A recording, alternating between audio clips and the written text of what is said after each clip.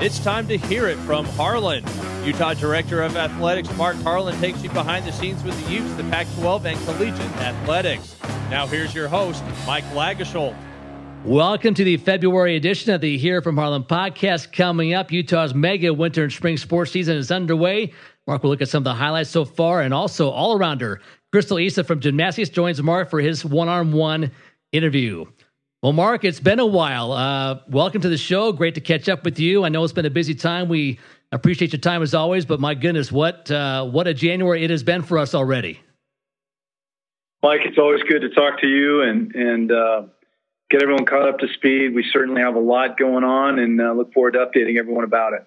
Let's get right to the one of the main topics of the day. Obviously, the COVID-19 pandemic and just the effect it's had on college athletics and everything else. But here we are, Mark. We talked all spring and summer and fall about the idea of all these sports having their schedules converge and this monster run we'd have for about 5 or 6 months. And here we are. I mean, everything other than football, soccer, baseball, and softball are going. And those latter three will start here pretty soon. It's been quite a month of January already.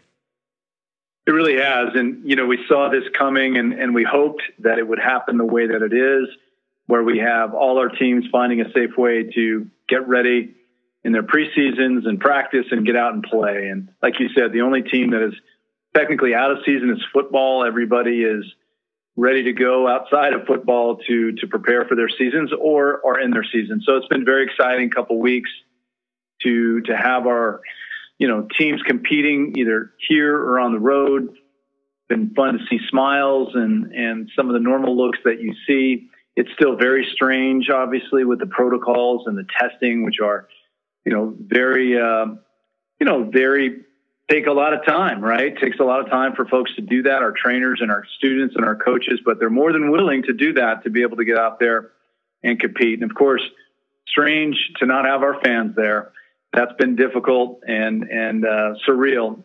Still, every time I walk in and don't see fans, we were pleased to get approval to have parents and close friends of our student athletes and staffs to be able to come in. That was great. We started out last weekend, so there was a little extra juice in there. But Mike, as you said, there's been a lot of stuff going on, and we're excited to be a part of it. I know you and the senior staff and everyone in the department has worked so hard just to get our teams back into competition and training. If you can, Mark, just talk a little bit about the work that your staff has done and yourself have done to get sports back going again. It's been a tremendous undertaking. I think it's been really pretty well done. I mean, there's always going to be issues when you have things like this, but to have the teams competing the way they have, as well as they have, it's pretty remarkable. Well, it's been a collective effort by so many people. It starts with our student athletes, who want to fulfill their dreams of competing. They've worked so hard to get here, and being very aware that the protocols that were put in place by our incredible medical team, our COVID task force that meets every morning at 8, all the protocols that they've put out following the county guidelines, but they had to buy in, our students and of course our coaches, because if they weren't, we just weren't going to have a chance. So we certainly learned a lot along the way. We've had some sports, depending on their level of contact, that have had to test every day. Other sports have to test 3 times a day. Just depends on what you're competing in. But the common thread in all of it is the desire to play and to do it safely. We certainly have had some students that have gotten COVID. Almost in 98% of the cases, it has nothing to do with their interactions here. It's the invisible man and woman that's out there that sometimes, gets the COVID bug. But we've been pleased that they've been able to recover through all the incredible protocols, and we've been able to keep our teams, for the most part, as you say, Mike, out there. Certainly, we've had some delays. We just experienced one last week. It was kind of a typical morning here, getting ready on Friday for the women's basketball game versus Oregon, a great top. I think they were ranked 11th when they came in here. Our team was ready to go, and they had a positive in our morning test here that we conduct here in Huntsman, and that's it. Game called off. Oregon, was able to get back safely to Eugene.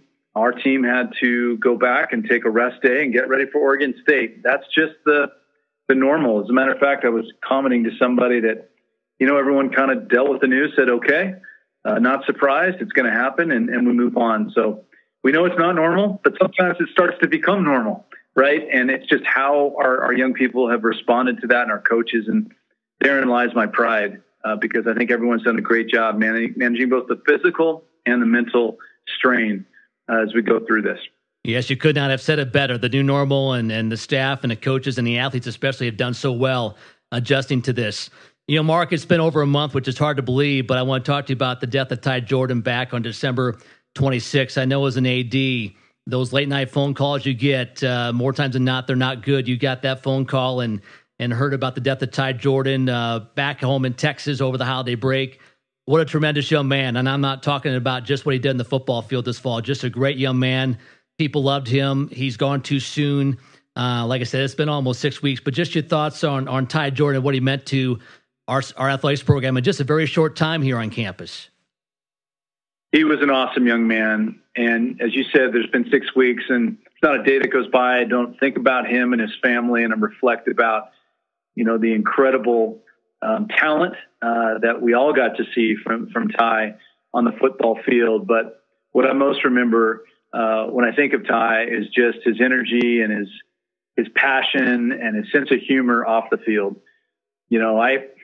I was thinking the other day about one of my really fun interactions with him was after the Colorado game, where he had just another amazing performance in Boulder. And he was one of the players that was asked to go speak to the media.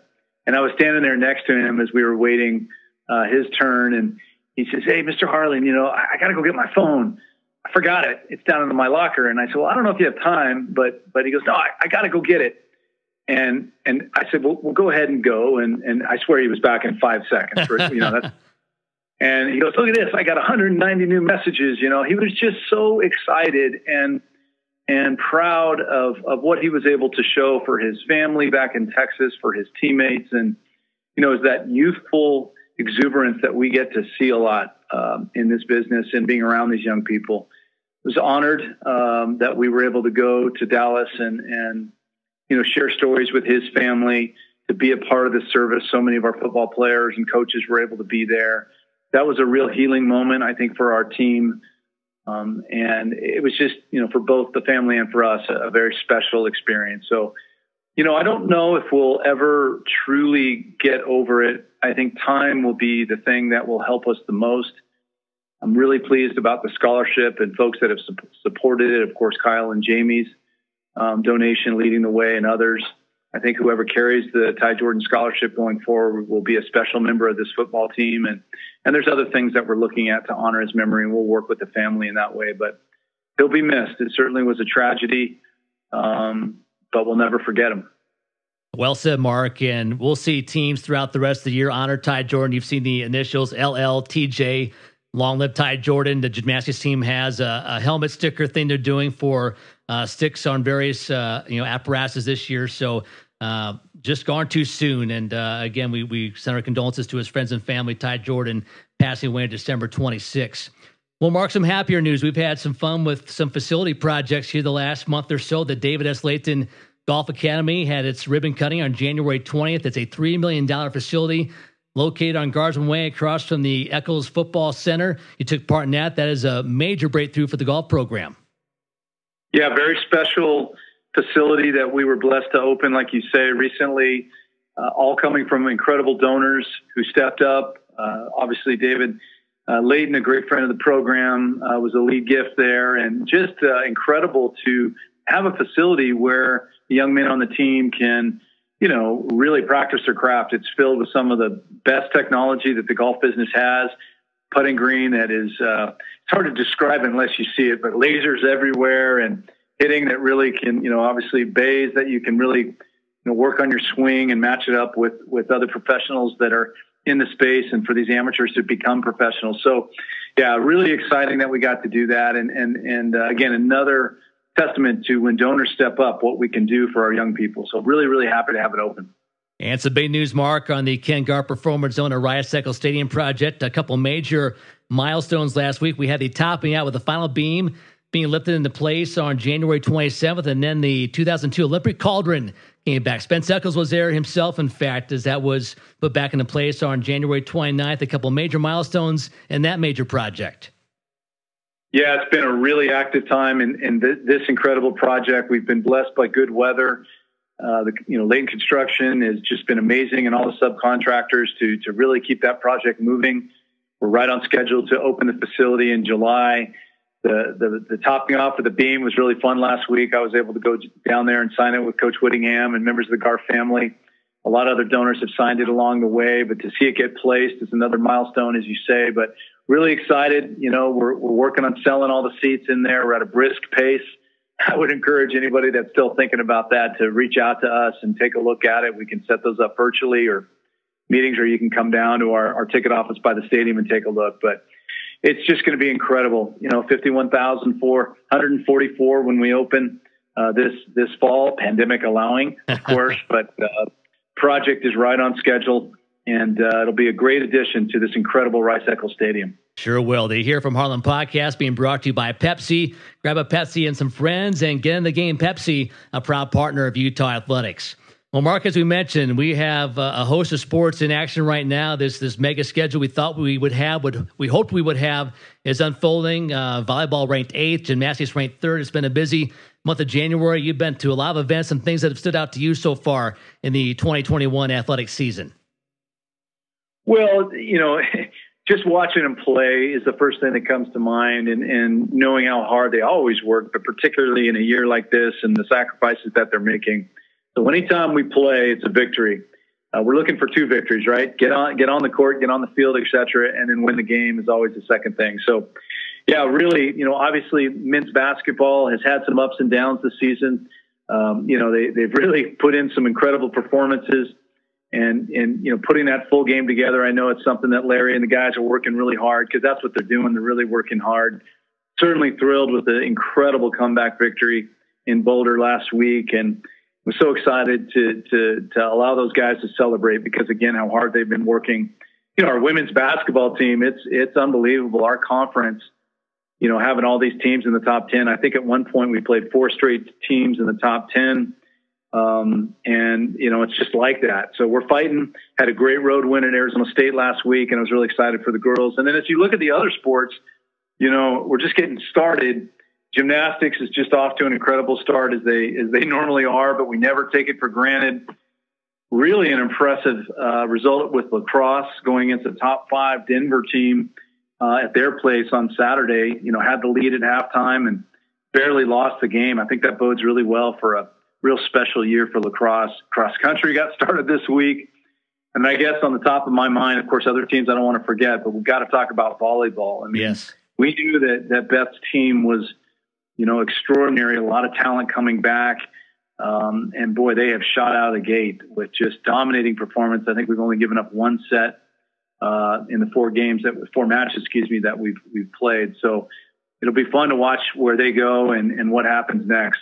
Our ski team, no one's even close to them right now. For a team that was yanked off the hill a day away from winning back-to-back national championships last year to coming out of the gate this year, it's been great to see too. So I don't want to forget them when I talk about our very, very elite teams that are competing right now.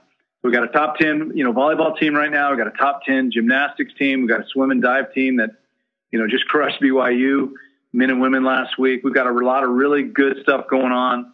Just continue to support them and do everything we can, get out there and play and win everything that we can. Yep, and position to win a national championship perhaps again this year. Nordic is undefeated, so they have had a great start, as you mentioned. All right, when we come back, we'll talk some more gymnastics. Cristal Isa joins Mark when we come back on the Hear From Harlan podcast in just a moment. Time now for Utah's head man to catch up with one of Utah's star student athletes. Once again, here's Utah Athletics Director Mark Harlan on the Hear It From Harlan podcast. Well, as always, the best part of the podcast is when we get a chance to bring on one of our great student athletes, and we certainly have one today that I'm really excited to get a chance to get caught up and have you guys here. But Cristal Isa from our fabulous gymnastics team is here, and gosh, Cristal, it's fun to talk to you today. I was able to go to the meet versus Washington on Saturday, and I went home and told my family, I said, I don't know if I've seen a better athletic performance in my close to 3 years of watching Utah athletics. It was just incredible. So I'm excited to hear about what led to that and get caught up. But thanks for joining us today. Yeah, thanks for having me. Yeah, it was fun to see you in the crowd. I remember seeing, because there's not that many people, so I was like, I think it's Mark Harlan. So I figured I'd wave. Well, I appreciate you waving, and let's start there if we could. I want to get caught up on a lot of things, but can we just start there? I mean, you guys came out on Saturday night. It was an 8:00 start to the meet. It got moved to ESPN2, which was really exciting. You guys just came out and absolutely dominated and just got an amazing score. Can you just talk to me about what led to that incredible performance for you guys on Saturday?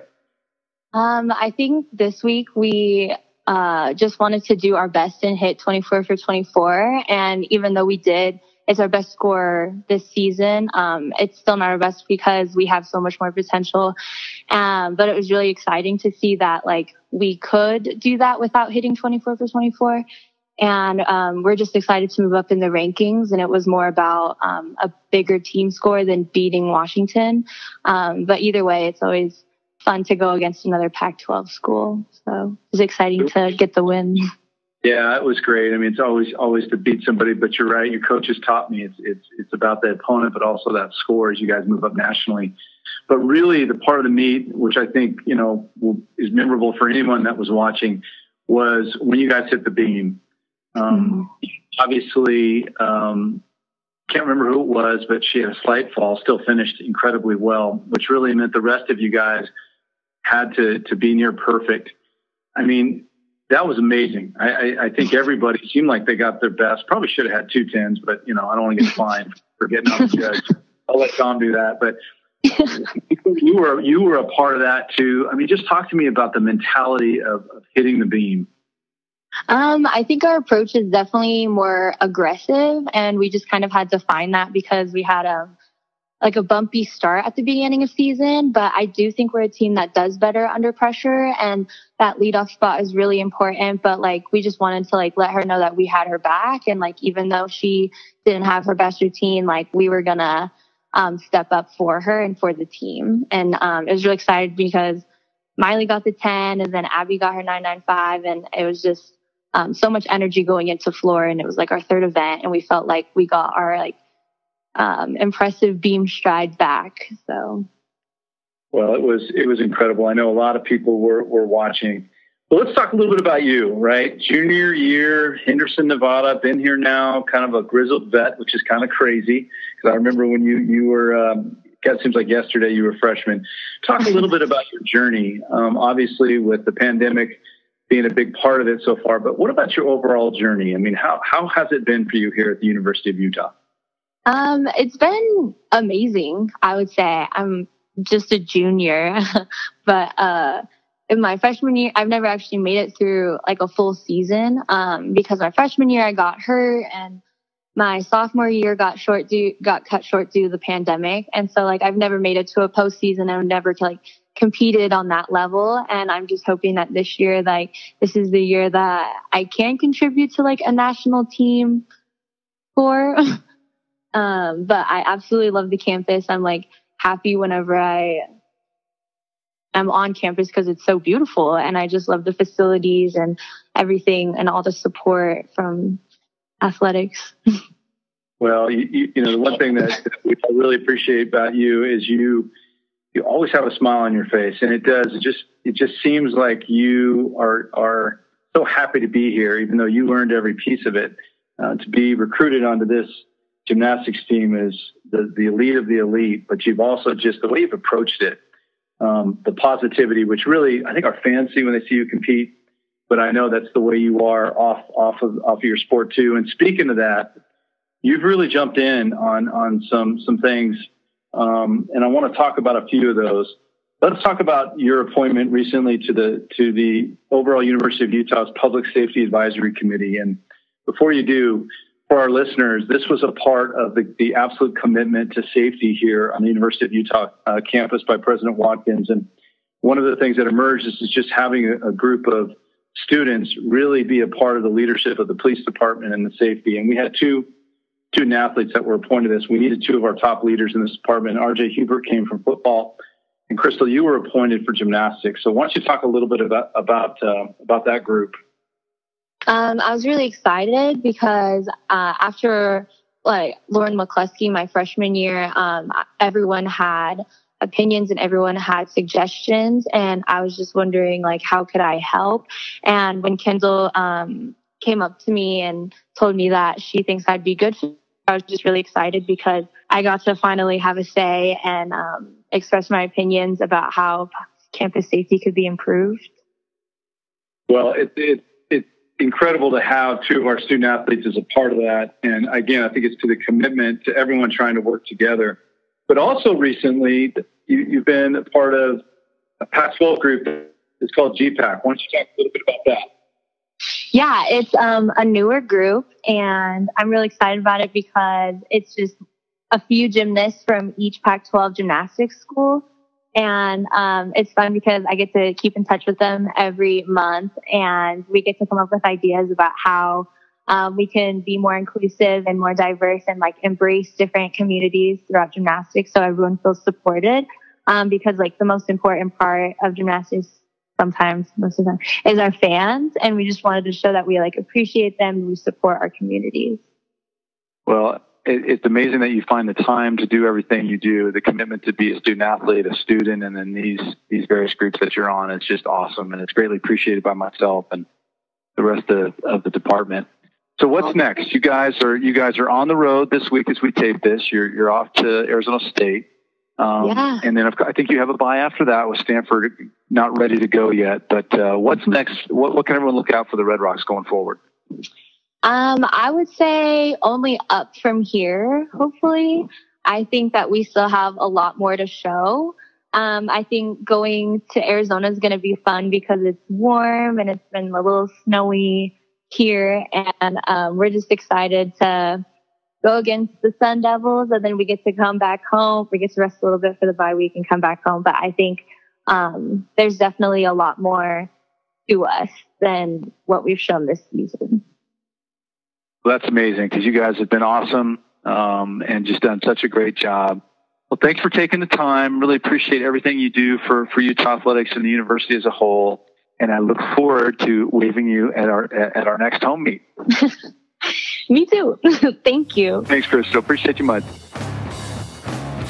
And welcome back to the show, brought to you by University of Utah Health with 16 convenient neighborhood health centers. We have a game plan for your family's health. Visit uvuhealth.org today. Well, Mark, Cristal Isa, what an impressive young lady. Just the smile on her face. You can't miss her when you watch her in competition. All-American on 2 events last year, already an all-around win at the Best of Utah meet. Scored a 9.925 on bars against Washington last weekend. That resounding win by our gymnast. Just a terrific young woman. Well, she's terrific. And, you know, I always want to make sure folks understand that it's way more than just competing in their sport. And I was really happy that I was able to talk to Cristal about these committees that she's on. I mean, the Public Safety Advisory Committee is a really big deal. And, you know, the fact that we have 2 of our student athletes and RJ Hubert and her on there is real honor to our student athletes and their leadership and also the work she's doing with the league. So she's just terrific. You know, there's sometimes if you want to get in a good mood, there's just certain people that you go try to be around or reach out to. And she's certainly high on that list, a high achieving student, you know, an incredible athlete, but always smiling. So I'm glad we got a chance to show her personality to everyone that's listening.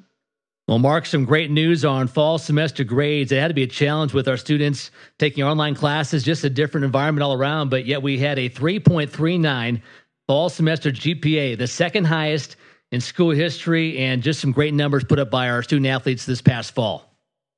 They're just adapting in a just a real special way to this new environment, which is not only the online teaching, but also working with the support staff in an online way too. And, you know, to have these kind of marks to continue to move the needle forward in their expectations and certainly our expectations and how they succeed academically is really exciting.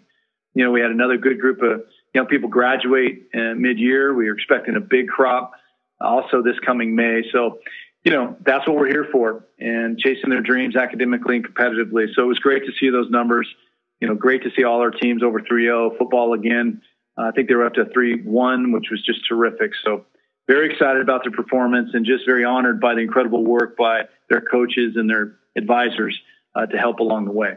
All right. So again, 72 student athletes, a GPA of 4.0. I mean, that in itself is impressive, but you mentioned every team over 3.0, just a great fall semester for the Utes academically.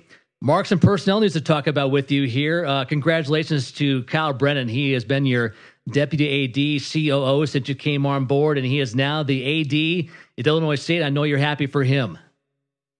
I really am. I always said when I got here that there was another AD right across the hallway here and with Kyle, and it was such a blessing to get to work with him for almost 3 years. We became colleagues, of course, but we also became really good friends. I'm really proud of him, to achieve his goal of being an athletic director. Illinois State made a fabulous choice.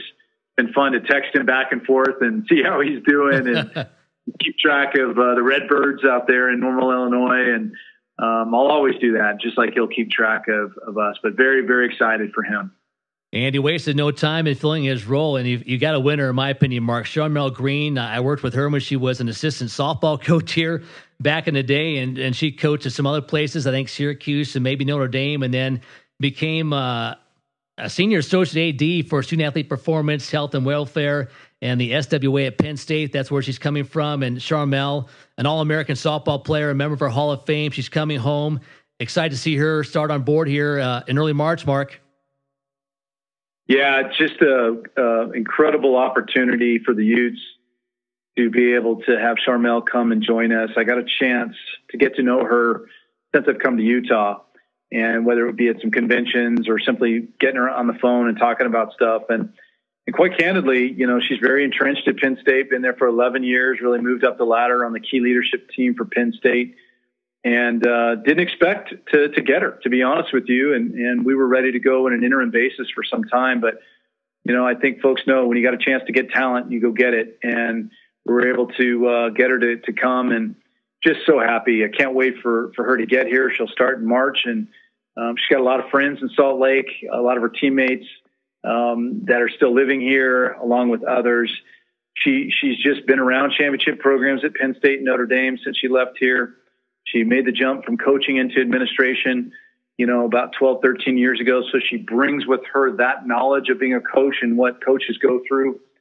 She'll have oversight of our coaching supervisors and sports and other parts of the organization that we're still working through. But really excited to get a Ute of her caliber here with us.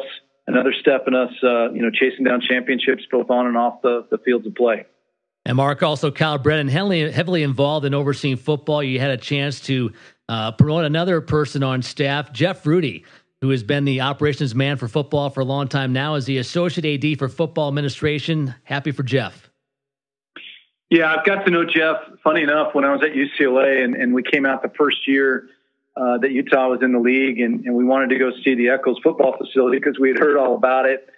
And that was the first time I got to meet Jeff, when he gave a tour to myself and the athletic director at UCLA. And I noticed then he just really smart, really approachable, great presence. And then when I got to Utah and just watched his ability to help manage the football program, it's a large operation, large budget, a lot of people. Coach Whittingham obviously sets the tone, but watching Jeff just operate with Coach, interacting with me and Kyle, when Kyle left, I really wanted to have, a sole overseer of football. There's so many incredible things with our football program, what we're trying to do, but also massive changes on the national landscape, name, image, and likeness, and other things that will affect football, of course, our other sports, but I think particularly affect football as well.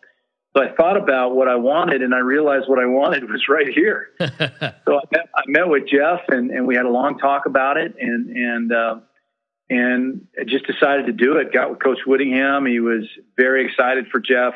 We'll backfill Jeff's position because it's a critical position, and moving our team around and all the logistics and all the things that Jeff had to do. But Jeff will now ride with me at 30,000 feet, managing football and the things that Whit needs. But most importantly, what is every person in the organization doing to get us to the Rose Bowl? I mean, it takes every single person in the organization to do that, to win championships, and Jeff will help in that quest.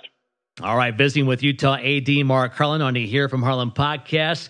Well, Mark, we got some questions from fans over Twitter this past weekend. We'll give you a couple right here. First one asking, are there any updates on the on-campus baseball stadium or the new indoor track facility you can tell us about? Yeah, we've talked earlier in the podcast about some facilities that are finished up with the South End Zone, obviously, and the Ken Garff Performance Zone and the golf. The baseball stadium is a feasibility that just recently returned to me, and I'm taking a good look at it with my team, not only, how much it would be, but also where it should be. And so I thought the university did a great job through our facilities team and through some outside consultants presenting some options. So I'm going through that now. We love where we play at the Bees. It's a fabulous stadium, but we also know they have a fabulous team that plays there. And so we don't always get the times and days that we need. So good news is we have a great place to play as we kind of analyze this and figure out what's the next move. Obviously, with the settlement in the Lauren McCluskey case, obviously that tragic case here, Jill and Matt McCluskey reached out about a part of that was really taking a look at creating an indoor track environment. They're passionate about our track program. Jill and I had a long talk about it. So I was real honored that was a part of the conversation. So we're taking a look at what we can do in that regard. Where it could go. It's kind of the same drill that you look at, but it is something that we're working on. So both those are at the kind of how to do it before we really take it out to donors and see what kind of, what kind of donations we can get to help us build those things. But they're two facilities that are certainly top of mind. All right, very good. Mark, you've had some major non-conference schedule announcements for football from Power 5 leagues in recent years. Anything new on that front for non-conference football schedules? Well, Kyle Brennan and Gavin Gow do a great job. Kyle, obviously, as we said, has moved on to Illinois State. Gavin is directly involved, and now Jeff Rudy will have more hands-on. And then I bring up those two guys because that's where the work. You just to get scheduling done, it's almost a daily, effort. We do have one team in particular that I know lights up the social media every time I talk about it. They've been kind of chasing tails a little bit. We have a verbal agreement, but we can't seem to get that dang contract done. And I've been talking about that forever, and it's frustrating me. But I'm hoping we now that we're at the first of the year, we've got them re-engaged. I know it would be an exciting one down the line, but football scheduling obviously is done so far in advance. There is some interesting outcomes of the pandemic, relative to football schedules changing, so close, and it does give one pause if scheduling in the 35s and 34s makes as much sense. So we're going to take a look at that too, but we're continued, I think, to be wedded to the idea of playing BYU. Obviously we have a long contract with those guys, and then also trying to bring in another A opponent whenever we can. And seeing, and on that third game, just kind of taking a look at what's best, depending on if we have 5 or 4 Pac-12 games. So long story short, Mike, still really working on it, chopping wood, as they say. But anytime we get a break, we're always excited to announce it. And we'll certainly do that when we get to that point. All right. Sounds good. Our fans, Mark, they never get tired of hearing about the football schedule and details. So I had to ask that question to you. One more before we let you go. We talked about the lacrosse team opening up against number 5 Denver, a narrow 9-8 loss. There's been some talk about finding them a conference and a permanent home right now. They're an independent, kind of out west and isolated a bit, but there's been talk about a conference for them. Any details and developments on that front? Well, sans me bringing a lacrosse stick into a Pac-12 media and swinging it around, Pac-12 AD meeting and swinging it around a little bit, I don't see it emerging in our conference, which is not a surprise. I think when Utah launched lacrosse the year before I got here, there was a hope that maybe some in our conference would launch a men's team. But as of now, it doesn't really look like that's in the near future. That being said, there is some movement across the country on realignment in the lacrosse world, and we're certainly in the middle of those conversations. It was always a strategic initiative to get this team into a conference. It's really important to compete for conference championships, and certainly from a championship point of view from the NCAA to have an automatic qualifier, what we refer to as an AQ, by being in a conference is really the next step in development.